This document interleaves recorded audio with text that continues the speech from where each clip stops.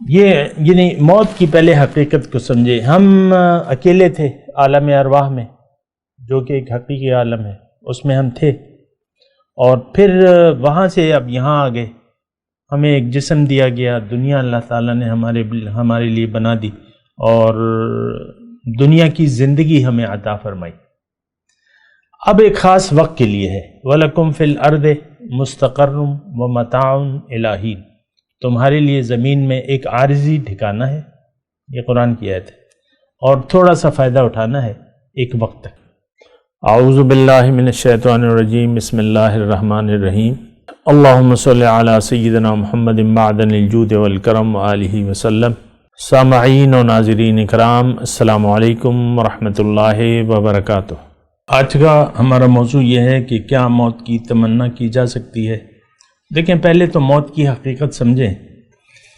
موت دراصل ہے نہیں اصل میں، یعنی جس طریقے سے ہم موت کو سمجھتے ہیں، اصل میں ہم جس طریقے سے زندگی گزار رہے ہیں تو اور جو حقیقت ہے اس میں جو ہے زمین آسمان کا فرق ہے۔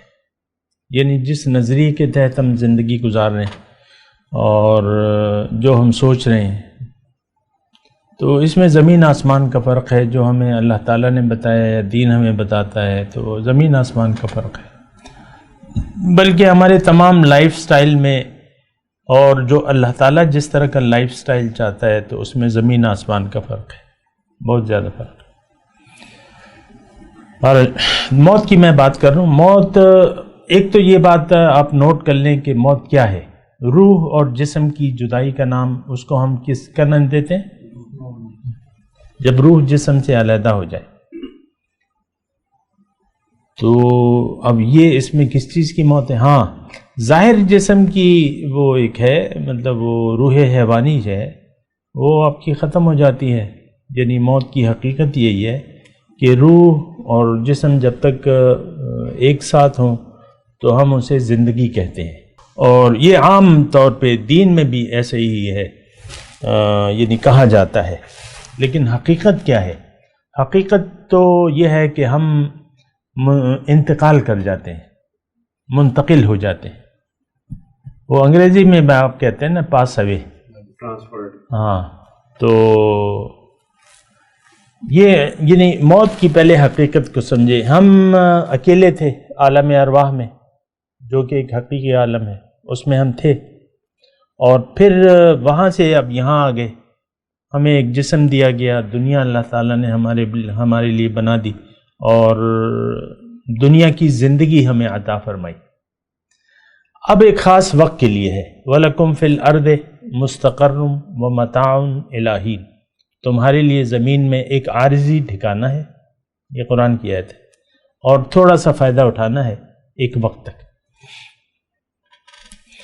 تو اب یہ ہے کہ یہ زندگی دراصل ایک کام کے لیے اللہ تعالیٰ نے ہمیں عنایت دی ہے، ایک خاص کام کے لیے۔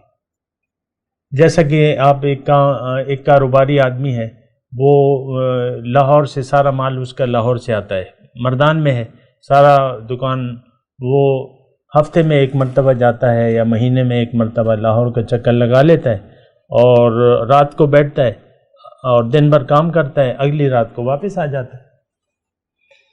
تو اب لاہور اس کا وطن اصلی نہیں ہے، وہاں تو بس ٹھیک ہے، وہاں سفرانے کی نماز پڑھے گا، وہ تو ایک سفر ہے، اور پھر واپس اپنے گھر پہ آئے گا۔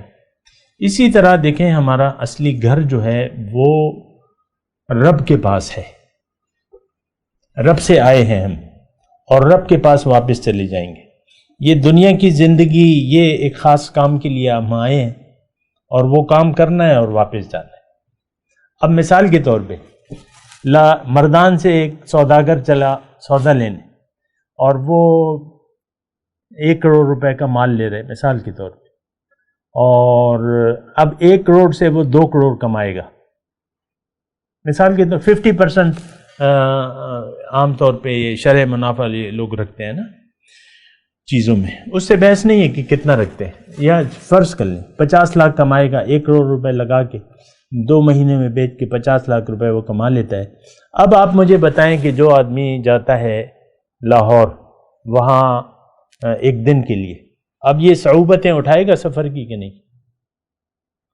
ساری رات جو ہے وہ یا تو رات جائے یا نیند آئے گی یا نہیں آئے گی، اور آئے گی بھی کیا، وہ پلنگ تھوڑی ہوتا ہے، وہ تو ایک سیٹ ہوتی ہے۔ اچھا، وہ دن بھر وہ کام کرتا رہتا ہے، کیونکہ ہم بھی اکثر جاتے رہتے ہیں، دن بھر ادھر ادھر دوڑ، مختلف سودے، مختلف یہ، تو کھانا بھی کوئی خاص وہ نہیں ہوتا، کبھی کیا کبھی کیا، اور پھر رات کو پھر سفر۔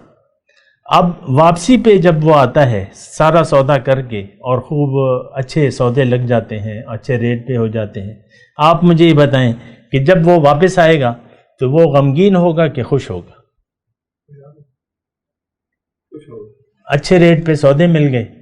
ہم بھی چاہتے ہیں بعض اوقات لاٹ کا مال اٹھا لیتے ہیں اور یہ کر لیتے ہیں وہ کر لیتے ہیں، تو وہ ہمیں تسلی ہوتی ہے کہ یار ایک سستی چیز مل گئی، یہ بڑا کام آئے گی، یا ہے نا۔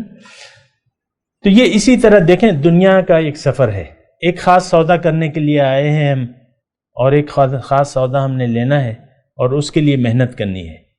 اب جب ایک کاروباری آدمی جو کاروبار اللہ تعالیٰ سے ایک ڈیل بنا لیتا ہے اور یہ سودا لینے کے لیے اپنا وقت گزارتا رہتا ہے، اور تھوڑا سا ہی وقت ہے، یہ کیا ہے، دنیا کا وقت تو بس تھوڑا سا ہے۔ اب آپ مجھے بتائیں کہ جب اس کی واپسی کا وقت قریب آئے گا تو یہ خوش ہوگا کہ خفا ہوگا؟ اس کے دل کو خوشی ہوگی، وہ تو یعنی یہ خوش، یعنی اس وقت کے انتظار میں خوش ہوگا کہ کب جائیں گے۔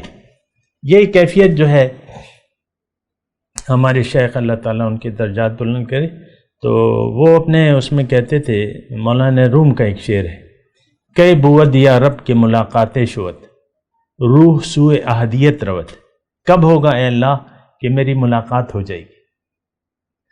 کئی بود یا رب کے ملاقات شوت، روح سوئے احدیت روت، اور میری روح جو ہے اور رب کے پاس چلی جائے گی۔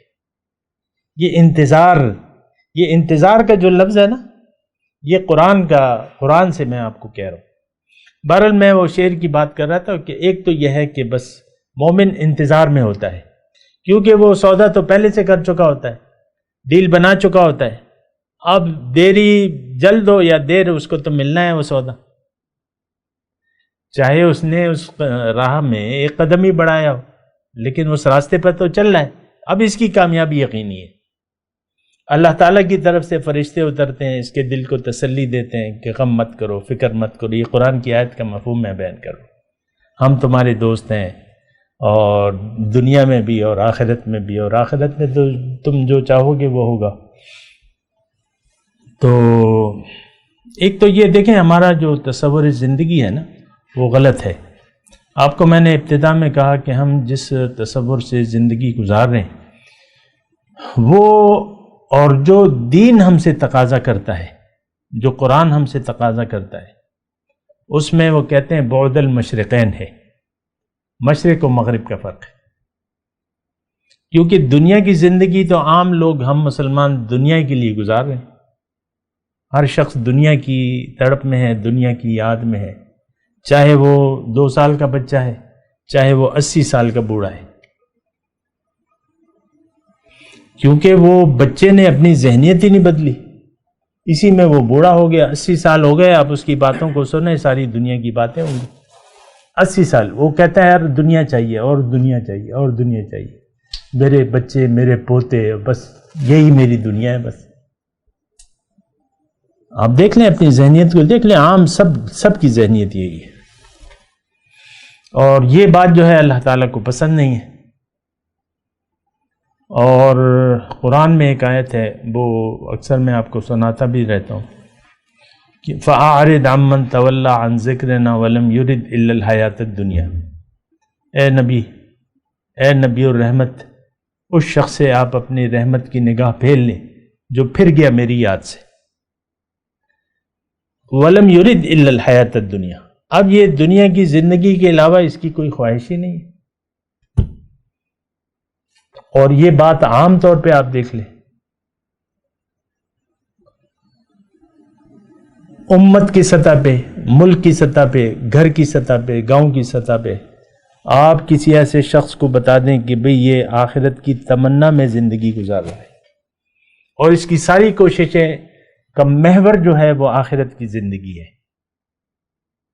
ایسے شخص کو آپ وہ کہتے ہیں نا کہ ڈھونڈو اب انہیں چراغ رخ زیبر لے کر، تو ایسا نہیں بتا سکتے. بات کرتے ہیں ایک وقفے کے بعد. وآخر دعوانا ان الحمد للہ رب العالمین. مولاي صل وسلم دائما ابدا على حبيبك خير الخلق كلهم.